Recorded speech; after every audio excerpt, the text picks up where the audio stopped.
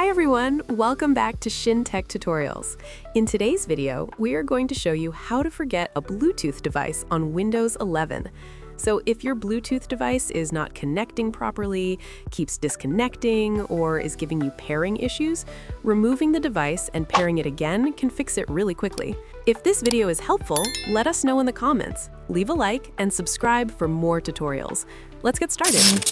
Okay, first, open your Start menu and click on Settings. Once you're in Settings, look at the menu on the left and select Bluetooth and Devices. Now, click on View More Devices so you can see all the Bluetooth devices connected to your PC. Here, you'll find every device that's been paired. To forget one, just click the drop-down arrow next to the device, then select Remove Device. If you don't see the Remove option, scroll down and click More Devices and Printer Settings. This opens the classic device management window. From here, find the device you want to remove, right-click it, and select Remove Device. Confirm by clicking Yes, and it's gone. And that's it.